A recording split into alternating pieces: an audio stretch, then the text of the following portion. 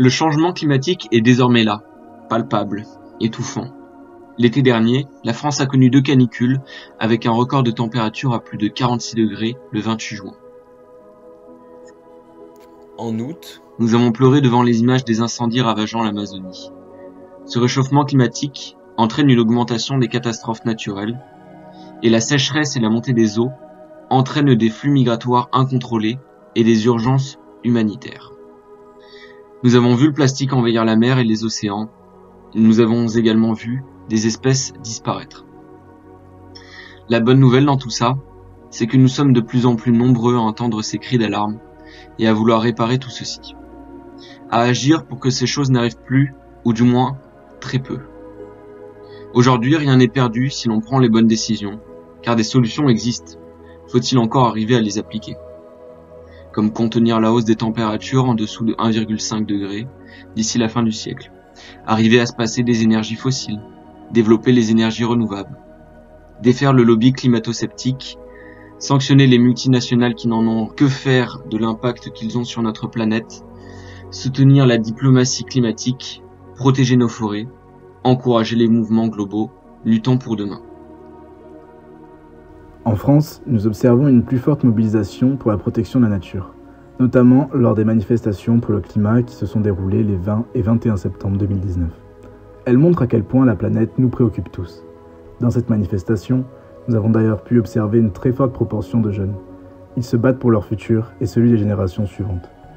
Le niveau de conscience écologique est très élevé chez les personnes ayant entre 18 et 30 ans.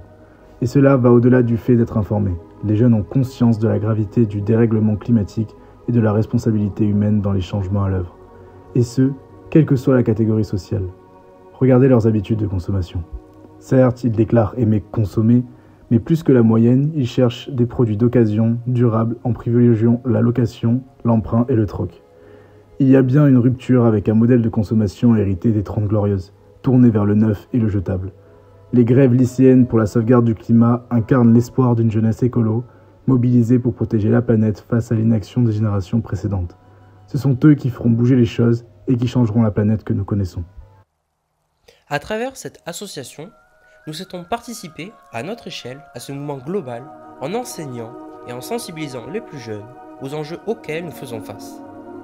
Leur apprendre à être responsables et devenir des éco-citoyens en ayant les bons gestes au quotidien pour réduire à leur échelle leur impact sur la planète.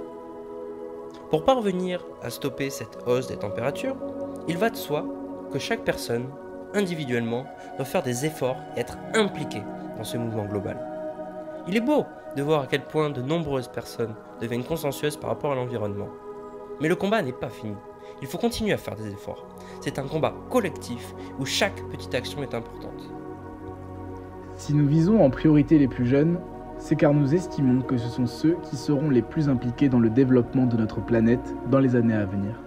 C'est pourquoi nous avions pris contact avec différentes écoles dans les alentours de Nice pour intervenir dans les classes. Nous avions préparé des dossiers de présentation de notre association pour que nous puissions venir dans les classes avec l'accord de l'administration des écoles en question. Nous avions préparé des diaporamas de présentation, des questionnaires, des activités ludiques pour que tous les enfants se sentent concernés et comprennent ce que nous essayons de leur apprendre sur leur planète et leur environnement. Mais nous souhaitions également intervenir auprès d'autres personnes. C'est pourquoi nous envisagions d'organiser une conférence regroupant des personnes du monde de l'industrie, confrontées à des évolutions dans leur milieu professionnel par rapport à l'écologie.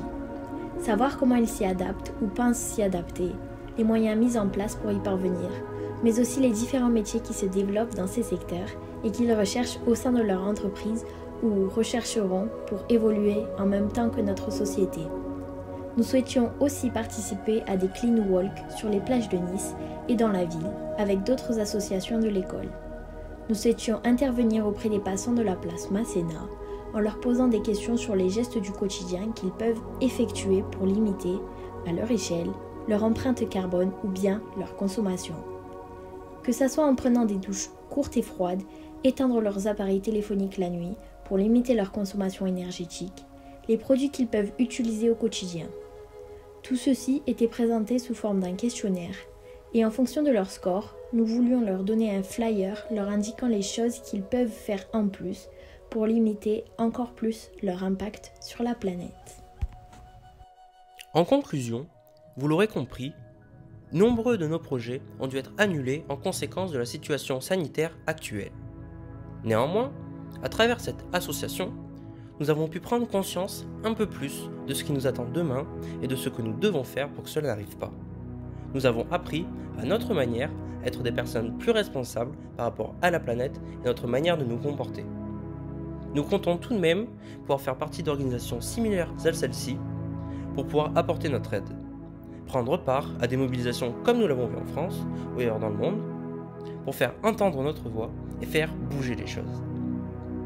Pour conclure, nous souhaiterions que vous reteniez cette citation de Jacques Chirac qui est « Dans un environnement qui change, il n'y a pas de plus grand risque que de rester immobile ». Merci de votre attention.